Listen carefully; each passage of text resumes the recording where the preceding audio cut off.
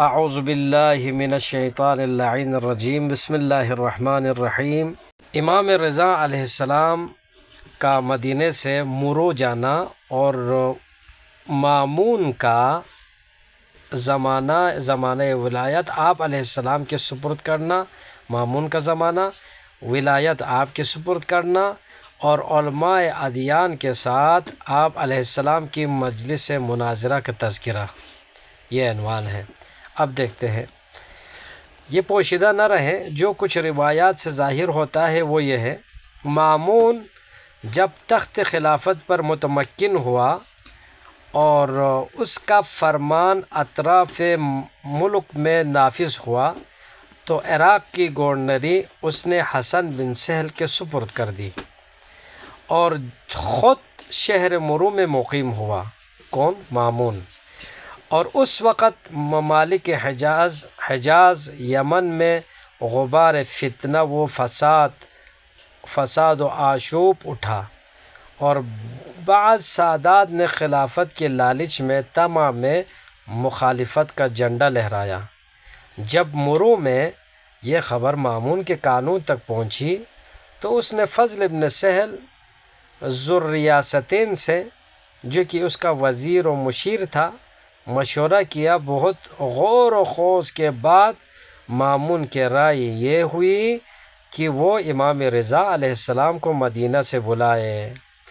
اور انہیں اپنا ولی عہد مقرر کرے تاکہ باقی سادات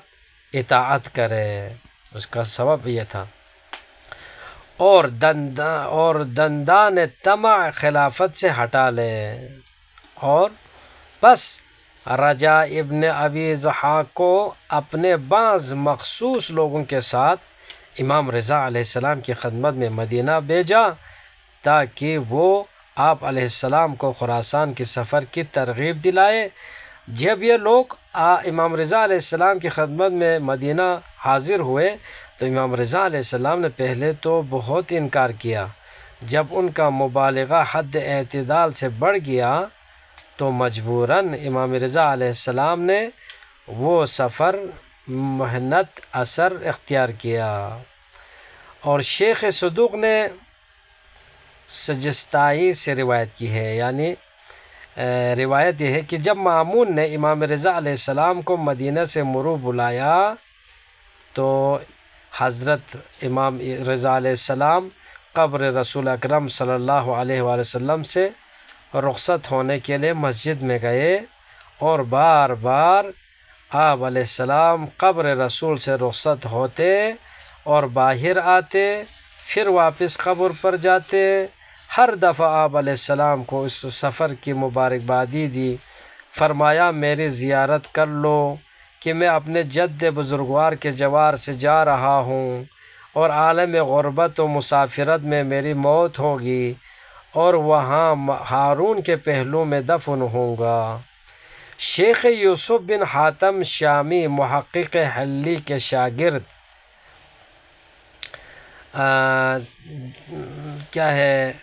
درر النظیم میں کہتے ہیں کہ امام رضا علیہ السلام کے اصحاب میں سے ایک جماعت نے روایت کی ہے کہ امام رضا علیہ السلام نے فرمایا، جب میں نے چاہا کہ مدینے سے خراسان کی طرف جاؤں، میں نے اپنے اہل و عیال کو جمع کیا اور انہیں حکم دیا کہ مجھ پر گریہ کرے تاکہ میں ان کی گریہ وزاری سن لوں۔ پس میں نے ان کے درمیان 12,000 دینار تقسیم کیے اور ان سے کہا کہ میں اپنے اہل و عیال کی طرف کبھی بھی پلٹ کر نہیں آؤں۔ پس میں نے ابو جعفر امام یعنی محمد تقی جواد علیہ السلام کو اٹھایا اور انہیں مسجد میں لے گیا اور ان کا ہاتھ قبر رسول کے کنارے پر رکھا اور انہیں قبر شریف سے چمٹایا، اور ان کی حفاظت رسول خدا صلی اللہ علیہ وآلہ وسلم کے سبب سے چاہی، اور میں نے اپنے تمام وکلاء اور خدام کو ان کی بات سننے اور اطاعت کرنے کا حکم دیا، اور یہ کہ وہ ان کی مخالفت نہ کرے، کہ میں نے انہیں سمجھایا کہ حضرت امام جواد میرے قائم مقام ہے۔ علامہ مجلسی فرماتے ہیں کہ کشف الغمہ وغیرہ میں امیہ بن علی سے روایت ہے، وہ کہتا ہے جس سال امام رضا علیہ السلام حج کے لیے گئے اور خراسان کی طرف متوجہ ہوئے تو امام محمد تقی علیہ السلام کو بھی حج پر لے گئے تھے، اور جب امام رضا علیہ السلام طواف کر کے وداع کر رہے تھے تو امام محمد تقی علیہ السلام آپ کے غلام موفق کے کندھے پر سوار تھے، موفق کے کندھے پر سوار تھے جو کہ امام رضا کے غلام تھا، اور آپ علیہ السلام انہیں بھی طواف کر رہے تھے۔ جب حجر اسماعیل کے پاس پہنچے تو کندھے سے اتر کر بیٹھ گئے اور آثار غم و اندوہ آپ کے چہرے انور سے ظاہر ہوئے، اور دعا میں مشغول ہوئے اور دعا کو بہت طویل دیا۔ موفق نے عرض کیا، فرزند رسول، آپ پر میری جان قربان ہو جاؤں، اٹھیے۔ فرمایا، میں اس جگہ سے جدا نہیں ہوں گا جب تک میرا اٹھنا خدا کو منظور نہ ہو۔ یہ غلام موفق کہتا ہے، اس وقت امام رضا علیہ السلام کی خدمت میں آیا اور ان کے فرزند سعادت مند کے حالات عرض کیے تو امام رضا علیہ السلام اپنے آنکھوں کے نور کے پاس آئے اور فرمایا، اے حبیب اٹھو۔ اس نحال حدیقہ امامت نے کہا، اے پدر بزرگوار، کس طرح میں کھڑا ہو جاؤں، حالانکہ میں جانتا ہوں کہ آپ خانہ خدا سے ایسے رخصت ہوئے ہیں کہ پھر اس کی طرف پلٹ کے نہیں آئیں گے۔ پھر اپنے باپ کے حکم کی اطاعت کرتے ہوئے اٹھ کر روانہ ہوئے اور امام خراسان کی طرف 200 ہجری میں متوجہ ہوئے، اور قول مشہور کے مطابق اس وقت امام محمد تقی علیہ السلام کی عمر مبارک 7 سال کی تھی۔ جب آپ علیہ السلام اس سفر کی طرف توجہ کر دیے تو ہر منزل میں بہت سے معجزات اور کرامات اس مخزن اسرار سے ظاہر ہوئے، اور ان میں سے اکثر کے آثار تو اب بھی موجود ہیں۔ جناب سید عبدالکریم ابن طاووس کہ جس کی وفات 693 ہجری میں ہوئی، فرحۃ الغرا میں روایت کرتے ہیں، فرحۃ الغری میں یا غرا میں روایت کرتے، کتاب کا نام ہے، اس میں کہ جس زمانے میں مامون نے امام رضا کو مدینہ منورہ سے خراسان بلایا تھا تو امام علیہ السلام مدینہ سے بصرہ کی طرف روانہ ہوئے اور کوفہ نہ گئے، اور بصرہ سے کوفہ کے راستہ بغداد کی طرف متوجہ ہوئے، وہاں سے قم گئے۔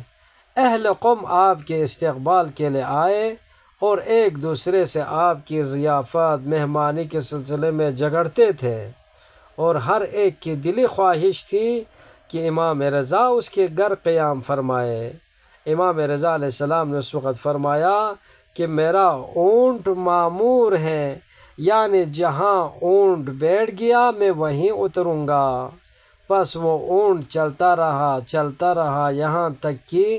ایک گھر کے دروازے پر آ کر بیٹھ گیا، اور اس مکان کے مالک نے رات کو عالم خواب میں کیا دیکھتا ہے کہ امام رضا علیہ السلام کل اس کے مہمان ہوں گے۔ پس تھوڑے ہی وقت میں وہ مقام محل رفیع ہو گیا، اور ہمارے زمانے میں یہاں مدرسہ معمورہ ہے، مدرسہ معمورہ ادھر ہے۔ صاحب کشف الغمہ اور دوسرے علماء نے نقل کیا ہے، جب امام رضا نے شاپور میں وارد ہوئے اس سفر میں کہ جس میں فضیلت شہادت سے اختصاص حاصل کیا، تو آپ علیہ السلام استر شہبا پر ایک گہوارہ میں سوار تھے کہ جس کا محل رکوب خالص چاندی کا تھا۔ پس بازار میں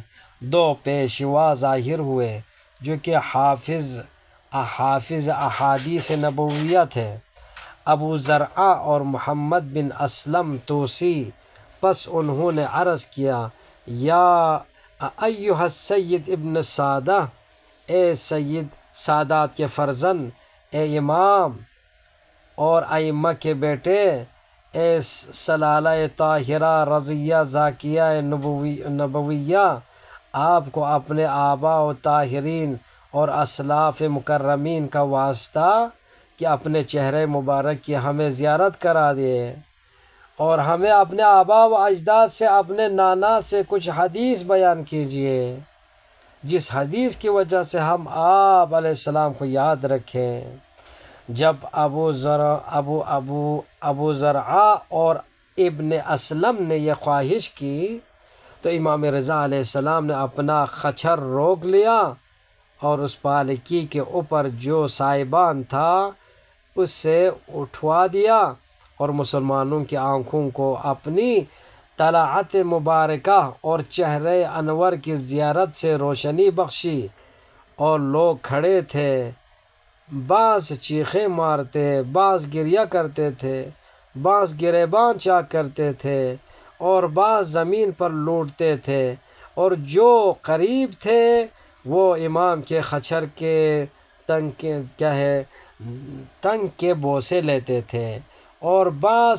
گردنیں اونچی کر کے پالکی کے سائبان کو دیکھ رہے تھے۔ کسی نے کس قدر عمدہ کہا ہے،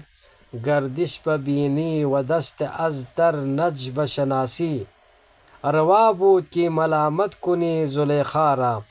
یہاں تک کہ دوپہر ہو گئی اور آنسو نہروں کی طرح جاری تھے، اور آوازیں خاموش ہو گئی، اور ائمہ اور قاضی چیخ چلائے کہ اے لوگو سنو اور یاد رکھو، اور رسول اللہ کو ان کی عطرت کی وجہ سے اذیت نہ پہنچاؤ۔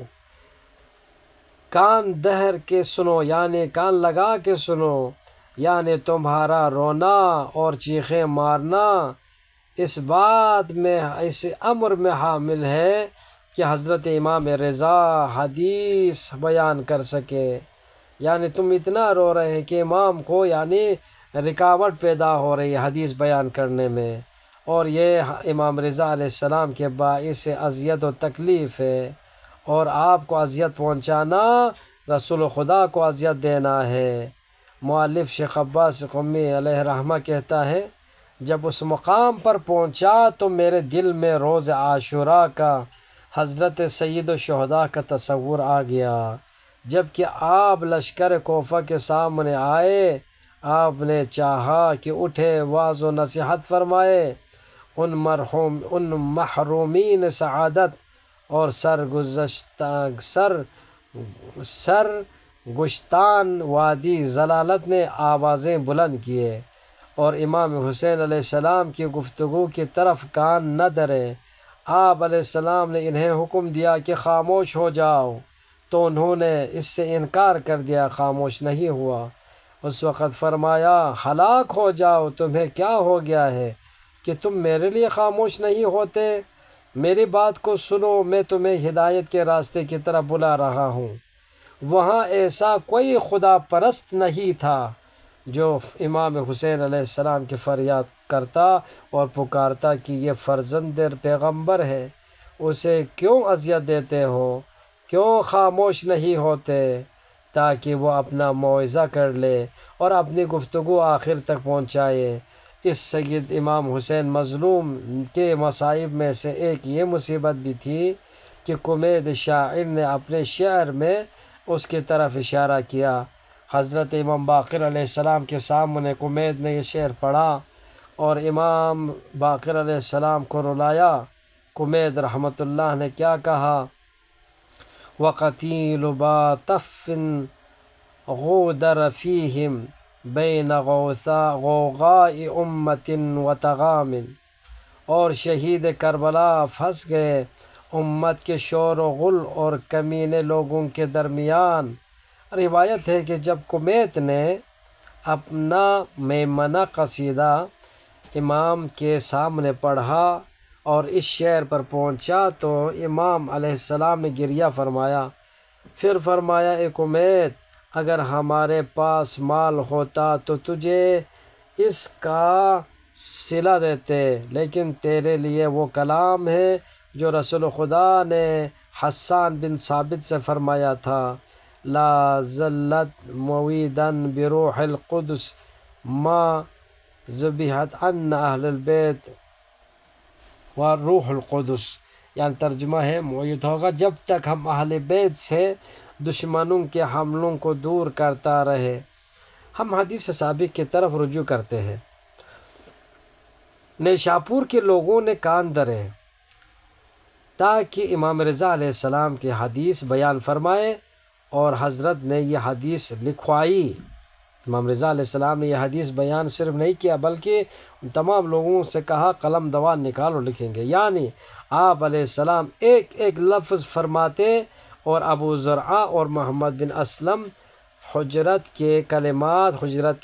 کلمات لوگوں تک پہنچاتے، اور اس حدیث کو لکھنے کے لیے 24,000 قلمدان استعمال ہوئے، 24,000۔ اس کے علاوہ دو دواتوں کے لیے فرمایا۔ حدیث بیان کی کہ میرے باپ موسیٰ بن جعفر نے فرمایا، کیا امام رضا علیہ السلام فرما رہے ہیں کہ میرے باپ موسیٰ بن جعفر نے فرمایا کہ مجھ سے حدیث بیان کی، میرے باپ جعفر ابن صادق نے فرمایا حدیث کی، میرے باپ محمد بن علی باقر نے فرمایا حدیث بیان کی، میرے والد علی ابن زین العابدین علیہ السلام نے حدیث بیان کی، میرے والد حسین بن علی شہید زمین کربلا نے فرمایا مجھ سے حدیث بیان فرمائی، میرے باپ امیر المومنین علی ابن ابی طالب علیہ السلام نے سرزمین کوفہ میں فرمایا مجھ سے حدیث بیان کی،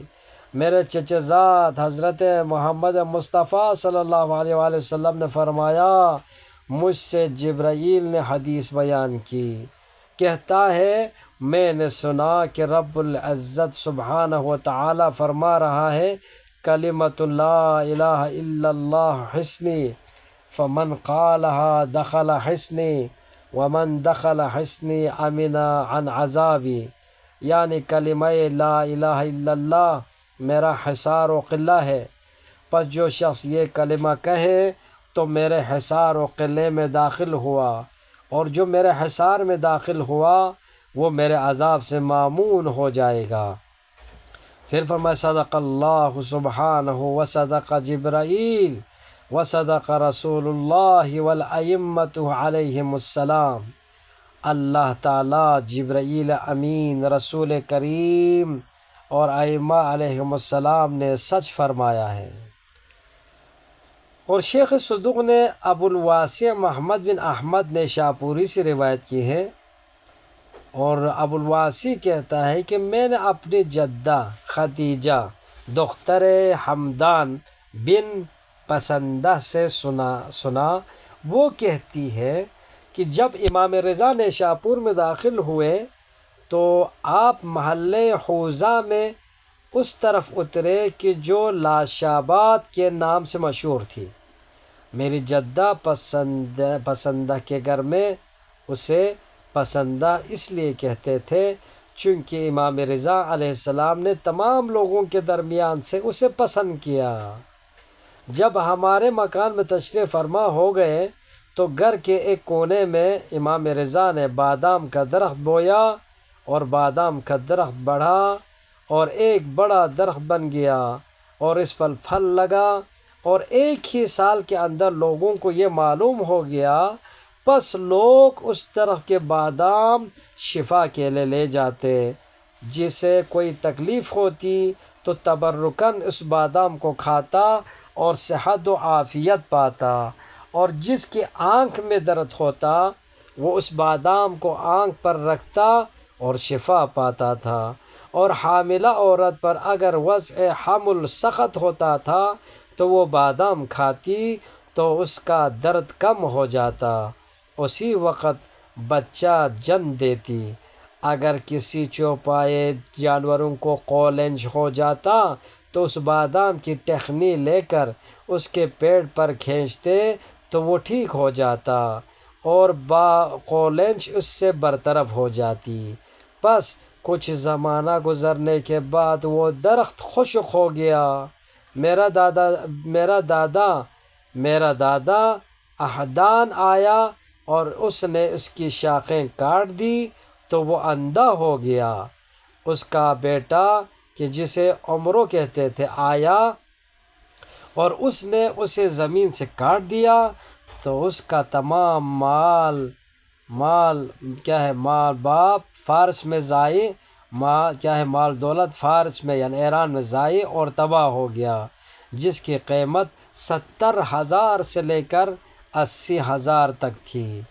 اور اس میں سے اس کے لیے کچھ بھی نہ رہا۔ اور ابو عمرو کے 2 بیٹے تھے، اور وہ دونوں ابو الحسن محمد بن ابراہیم یعنی کھمچور کے منشی تھے۔ ایک کو ابو القاسم اور دوسرے کو ابو الصادق کہتے تھے، ابراہیم کے 2 بیٹے۔ انہوں نے چاہا کہ اس گھر کی تعمیر کرے، 20,000 درہم اس کی تعمیر پر خرچ کیے، اور اس درخت کی جڑ جو باقی رہ گئی تھی اس کو اکھاڑ دیا، اور انہیں معلوم نہیں تھا اس کا کیا اثر ان کے لیے پیدا ہوگا۔ ان میں سے ایک امیر خراسان کے املاک و جائیداد کی دیکھ بھال کے لیے گیا تو اسے نیشاپور واپس لے آئے، ایک محل میں ڈال کر، جبکہ اس کا دایاں پاؤں سیاہ ہو چکا تھا، پس اس کے پاؤں سے گوشت گر گیا، پس اسی بیماری میں 1 ماہ کے بعد مر گیا۔ باقی رہا دوسرا بھائی جو بڑا تھا، نیشاپور میں بادشاہ کے دفتر کا مستوفی منشی تھا۔ ایک دن منشیوں کی ایک جماعت اس کے پاس کھڑی تھی اور وہ خط لکھ رہا تھا۔ ان میں سے ایک کہنے لگا کہ اس خط کے لکھنے والے سے خدا چشم بد کو دور رکھے۔ اسی وقت اس کا ہاتھ کانپا اور قلم ہاتھ سے گر گیا اور اس کے ہاتھ پر ایک دانہ نکل آیا۔ وہ اپنے گھر واپس آ گیا۔ ابو العباس کاتب ایک جماعت کے ساتھ اس کے پاس آئے اور کہنے لگے یہ گرمی کی وجہ سے ہے، ضروری ہے کہ آج فسد کھلواؤ۔ اسی دن اس نے فسد کھلوائی، کل تک وہ وہیں رہے، اور کہنے لگے آج بھی فسد کھلواؤ۔ فسد کھلوائی تو اس کا ہاتھ سیاہ ہو گیا اور اس سے گوشت گرنے لگا اور اسی بیماری سے مر گیا، اور دونوں بھائیوں کی موت کو 1 سال بھی نہ لگا۔ پھر شیخ صدوق نے روایت کی ہے، جب امام رضا علیہ السلام نیشاپور میں داخل ہوئے تو آپ اس محلے میں آ کر رہے جسے حوضہ کہتے تھے، اور وہاں حمام کی بنا رکھی، اور حمام آج تک گرما با امام زمان کے نام سے مشہور ہے۔ وہاں ایک چشمہ تھا جس میں پانی کم ہو گیا تھا۔ امام رضا علیہ السلام نے کسی کو مامور کیا کہ وہ اس کا پانی نکالے کہ زیادہ پانی نکلے، اور دروازے کے باہر ایک حوض بنوایا جو چند سیڑھیاں نیچے چشمے تک جاتا تھا۔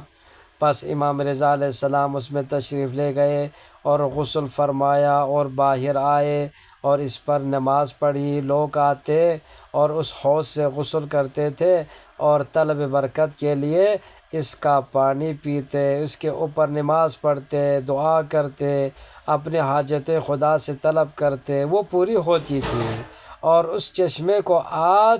آج کل عین کہلان کہتے ہیں، عین الکہلان، اور آج تک لوگ اس چشمے پر آتے ہیں۔ شیخ عباس قومی کہتا ہے ابن شعر عاشوب نے بھی مناقب میں یہ روایت کی ہے اور اس چشمے کی وجہ تسمیہ عین الکہلان کے ساتھ بیان کیا ہے۔ اس کے بعد کہا ہے کہ ایک ہرن امام رضا علیہ السلام کے پاس آیا اور وہاں امام رضا سے پناہ لی، اور ابن حماد شاعر نے اپنے شعر میں اس کی طرف اشارہ کیا ہے، الذی لا ذبہ الظبی والقوم جلوس من ابوہ المرتضی یغرق ویعلو ویروس، یعنی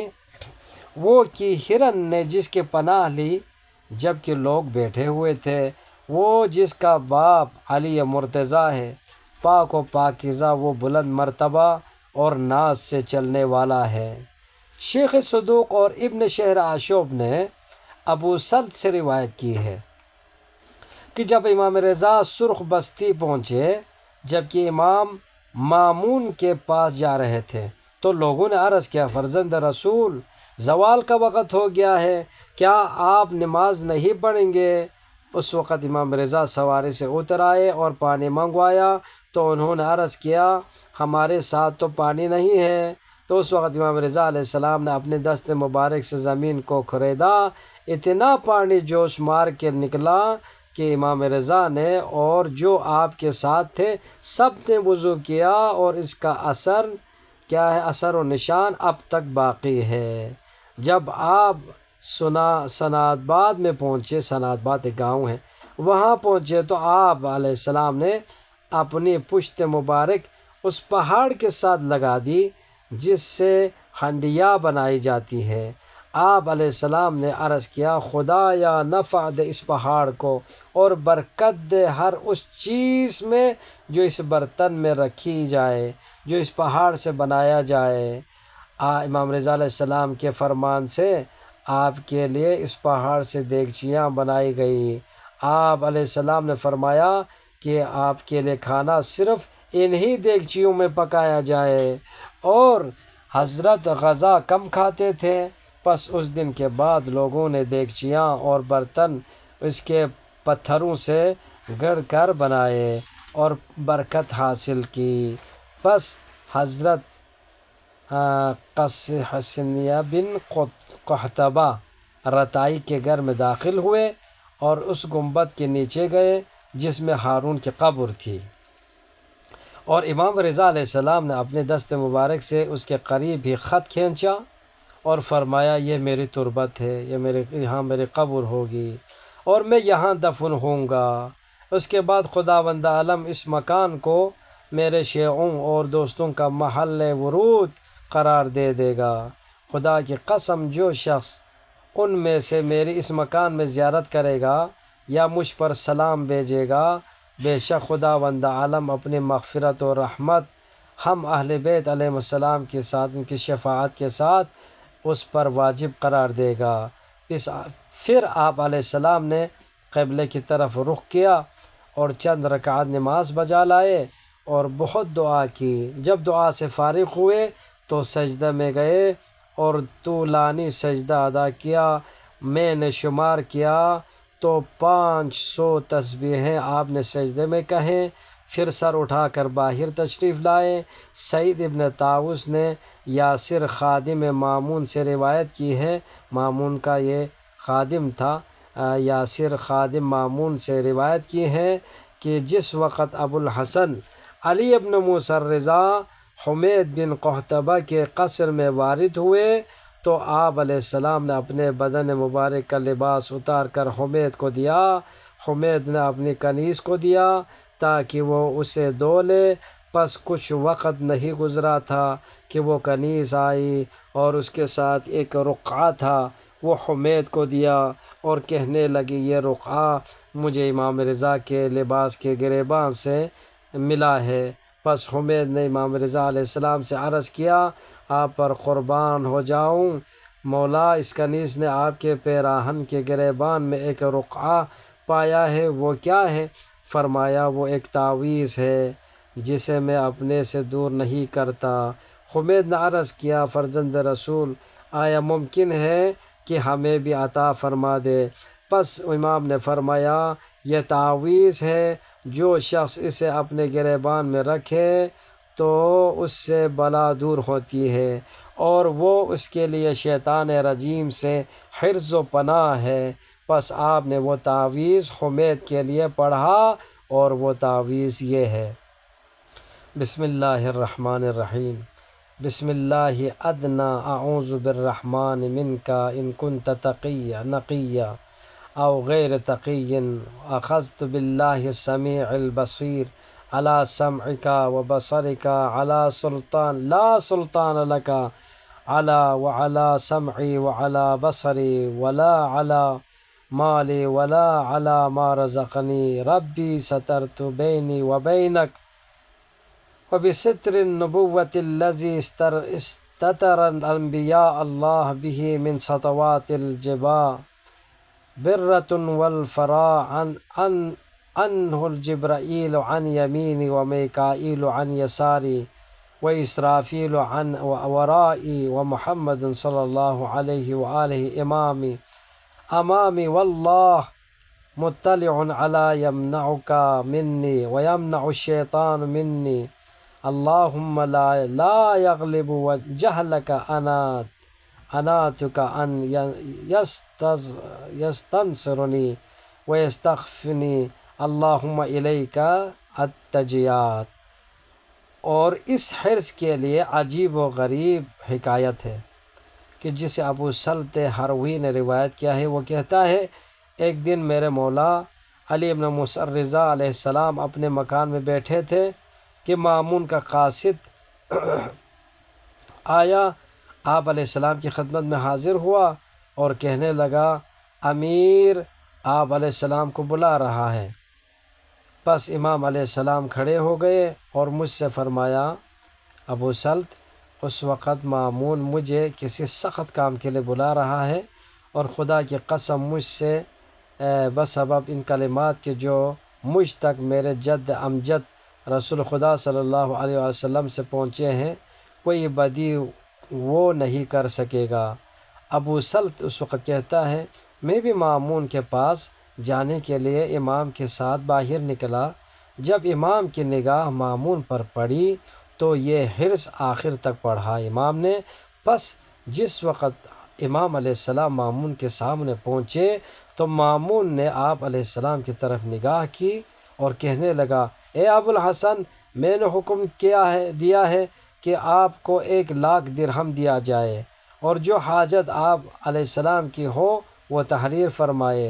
پس امام رضا علیہ السلام نے پشت پھیری تو مامون نے آپ کی طرف پیچھے سے نظر کی اور کہنے لگا میں نے ارادہ کیا اور خدا نے ارادہ کیا، اور جو خدا نے ارادہ کیا وہ بہتر ہے۔ حضرت امام رضا علیہ السلام کا مرو میں داخل ہونا